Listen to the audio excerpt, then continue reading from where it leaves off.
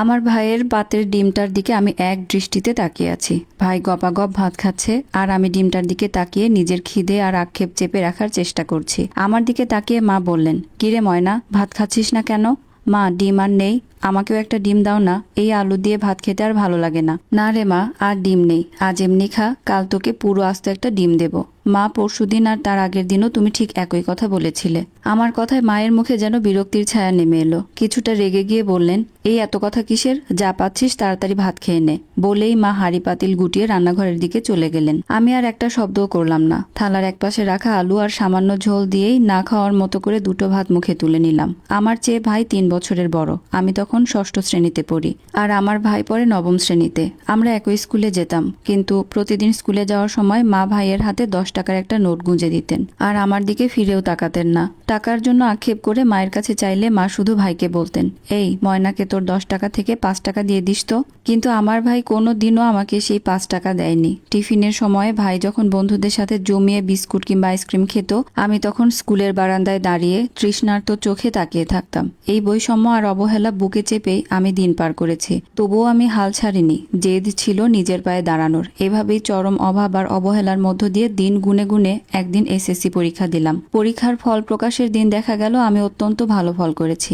মনে মনে ভেবেছিলাম হয়তো এবার মা বাবার চোখ ফুটবে, হয়তো এবার আমি একটু হলেও সম্মান পাবো। কিন্তু আমার স্বপ্ন ভেঙে চুরমার হয়ে গেল পরদিনই। আমার রেজাল্টের পর বাবা পরিষ্কার জানিয়ে দিলেন তিনি আমাকে আর পড়াতে পারবেন না। মেয়ে মানুষের আবার পড়ালেখার সনদের কি দরকার? ঘরে বসে সেলাই শেখ, রান্নাবান্না শেখ, ওইসব দিয়ে সংসার চলবে না। মায়ের পা ধরে কত বুঝিয়েছি, কেঁদে কেঁদে বলেছি, মা আমাকে আর একটা সুযোগ দাও, আমি আরো ভালো করে পড়বো। কিন্তু মা বাবার মন গলল না। তারা সোজা জানিয়ে দিলেন পড়ালেখার পাঠ এখানেই শেষ। অন্যদিকে ভাই পড়াশোনায় ভালো না হওয়া সত্ত্বেও তাকে স্থানীয় একটি কলেজে ডিগ্রিতে ভর্তি করিয়ে দেওয়া হলো। এর কয়দিন পর হঠাৎ একদিন বাড়িতে ঘটক এলো। টাঙ্গাইল শহরে কাপড়ের ব্যবসা করে এমন এক পাত্রের খোঁজ নিয়ে এসেছে সে। পাত্রের নাম শাহেদ। বাবা মায়ের ছেলেকে বেশ পছন্দ হয়ে গেল। আর আমার চেহারা মাশাআল্লাহ ভালো হওয়ায় পাত্রপক্ষও এক কথায় আমাকে পছন্দ করে ফেললো। তবে সমস্যা একটাই, পাত্র আমার চেয়ে বয়সে পুরো 9 বছরের বড়।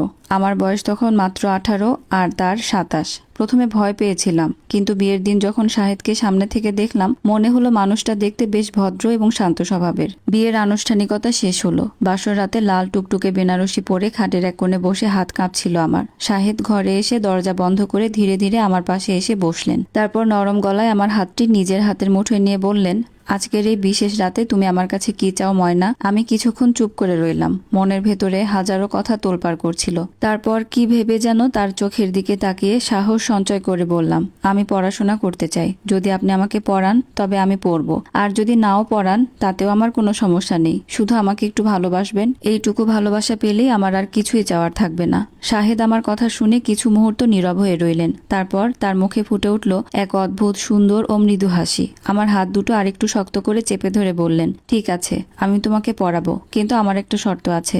আমার এই বিশ্বাস যেন কোনোদিন না ভাঙে। আমিও তার চোখের দিকে তাকিয়ে কথা দিলাম, আপনার বিশ্বাস আমি নিজের জীবনের বিনিময়ে হলেও রক্ষা করব।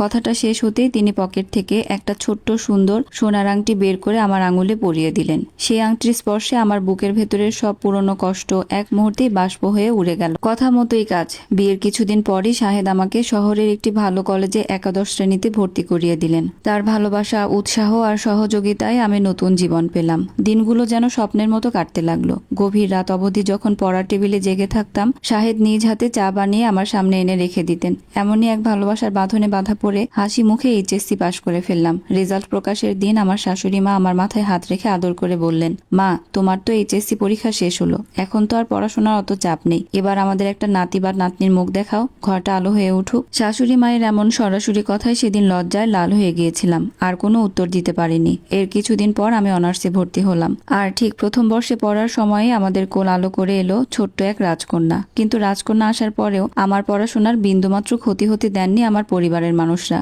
বিশেষ করে আমার শাশুড়ি মা, যিনি নিজের নাতনিকে পরম স্নেহে লালন পালন করতে লাগলেন যাতে আমার পড়াশোনায় কোনো ব্যাঘাত না ঘটে। সত্যি বলতে আমার জন্মদাত্রী মায়ের চেয়েও আমার শাশুড়ি আমাকে অনেক বেশি বুঝতেন, ভালোবাসতেন। জীবনটা যখন এত সুন্দর, এত পূর্ণতায় ভরে উঠছিল, ঠিক তখনই আকাশে কালো মেঘের ঘনঘটা শুরু হলো। অনার্স প্রথম বর্ষের ফাইনাল পরীক্ষার আর মাত্র 2 সপ্তাহ বাকি। হঠাৎ একদিন মধ্যরাতে শাহেদের ফোনে একটি অচেনা নম্বর থেকে ফোন এলো। ফোনটা রিসিভ করতেই অপর প্রান্ত থেকে ভেসে আসা একটি দুঃসংবাদ আমাদের পুরো হাসি খুশি সংসারটাকে এক মুহূর্তেই তোলপাড় করে দিল। খবরটা শুনেই শাহেদের হাত থেকে ফোনটা মেঝেতে পড়ে ভেঙে খান খান হয়ে গেল, আর তার মুখ মুহূর্তের মধ্যেই ফ্যাকাশে হয়ে গেল। আমি আতঙ্কে শিউরে উঠে দাঁড়ালাম। কি এমন ঘটলো? চোখ দুটো বড় বড় করে শাহেদের দিকে তাকিয়ে কাঁপা গলায় জিজ্ঞেস করলাম, কি হয়েছে? কার ফোন ছিল? এমন করে তাকাচ্ছ কেন আমার দিকে? শাহেদ কোনো কথা বলল না। তার চোয়াল শক্ত হয়ে উঠেছে, চোখের কোণে এক অদ্ভুত রাগ আর অবিশ্বাস। ধীরে ধীরে আমার দিকে এগিয়ে এলো সে। আমি কিছু বুঝে ওঠার আগেই আমার হাত দুটো চেপে ধরে এক ধাক্কায় খাটের ওপর ফেলে দিল। হঠাৎ এমন ব্যবহারে আমি স্তব্ধ হয়ে গেলাম। যে মানুষটা কোনোদিন আমার গায়ে একটা আঁচড় পর্যন্ত লাগতে দেয়নি, আজ তার এই রূপ। কি হয়েছে বলবে তো? তুমি আমাকে ধাক্কা দিলে কেন? আমি কাঁদতে কাঁদতে বললাম। শাহিদ গর্জে উঠল, তুই যদি কলেজে অন্য ছেলের সাথে প্রেমই করবি, তাহলে আমার সাথে সংসার করার নাটক কেন করলি? কেন একটা নিষ্পাপ বাচ্চার মা হলি বল? তার মুখের এই কথাটা যেন আমার বুকে তপ্ত তীরের মতো বিঁধল। মুহূর্তের মধ্যে আমি পুরো বিষয়টা বুঝতে পারলাম। জল ঘোলা হওয়ার বাকি নেই। কারো ষড়যন্ত্রের শিকার হয়েছে আমি কোনো মতে নিজেকে সামলে নিয়ে খাটে উঠে বসলাম। শাহিদের দুটো হাত শক্ত করে ধরে ব্যাকুল হয়ে বললাম, তুমি কার কথায় আমাকে ভুল বুঝছো? আমাকে একটাবার বলতে দাও। কলেজে রোহান নামের একটা বখাটে ছেলে আমাকে দিনের পর দিন উত্ত্যক্ত করে আসছে। আমি তাকে বিন্দুমাত্র পাত্তাই দেই না। ও একটা গাঁজাখোর, চরিত্রহীন ছেলে। ওর মতো ছেলের সাথে প্রেম করা তো দূরের কথা, আমি কোনোদিন তার দিকে সোজা হয়ে তাকায়নি পর্যন্ত। তুমি বিশ্বাস করো আমাকে? বিশ্বাস না হলে কালই তুমি কলেজে গিয়ে খোঁজ নিয়ে দেখো। আমার চোখের পানি আর আকুতি দেখে শাহেদ একটু থমকে গেল। যে বিশ্বাসের ওপর ভিত্তি করে সে আমাকে আপন করেছিল, সেই বিশ্বাস এত সহজে ভেঙে যেতে দিল না। সে নিজেকে একটু শান্ত করে বলল, ঠিক আছে, কাল সকালে আমি সত্য মিথ্যা যাচাই করব। পরদিন সকালেই শাহেদ কলেজে গেল। আমার স্যার আর সহপাঠীদের সাথে কথা বলে সে জানতে পারলো আমার কথা এক বর্ণ মিথ্যা ছিল না। কলেজে আমার সুনাম সবার মুখে মুখে। আর রোহান ছেলেটা যে একটা বখাটে আর একতরফা নোংরামি করে বেড়াচ্ছিল তা স্পষ্ট হয়ে গেল। সত্যিটা জানার পর শাহেদের অনুশোচনা শেষ ছিল না। সে সেদিনই এলাকার কিছু বড় ভাইকে সাথে নিয়ে ওই বখাটে ছেলেটাকে ধরে কড়া হুঁশিয়ারি দিয়ে এলো, আজকের পর থেকে যদি ময়নার আশেপাশে তোকে দেখা যায় তবে সোজা পুলিশে দেব। এরপর থেকে আর কোনোদিন সে ছেলে আমার পিছু নেওয়ার সাহস পায়নি। বাড়ি ফিরে শাহেদ আমার কাছে ক্ষমা চাইলো, আর আমি তাকে জড়িয়ে ধরে কেঁদে ফেললাম। ছোটখাটো এই ঝড়টা আমাদের বিশ্বাসের বাঁধনটাকে যেন আরো শক্ত করে দিল। ঝড় কেটে যাওয়ার পর জীবন আবার নিজের ছন্দে ফিরল। অনার্স লাইফ দেখতে দেখতে কেটে গেল পরম আনন্দে।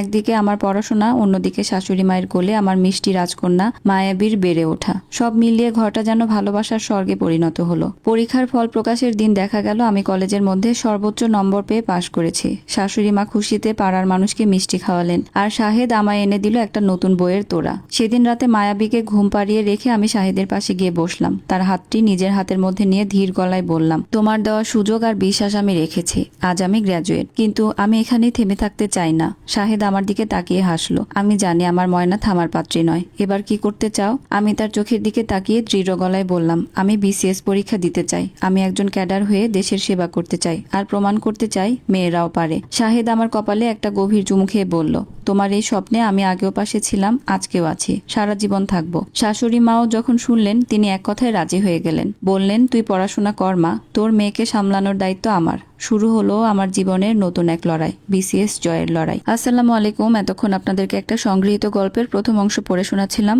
খুব শীঘ্রই গল্পের পরবর্তী অংশ আপনাদের সঙ্গে শেয়ার করব। আল্লাহ হাফিজ।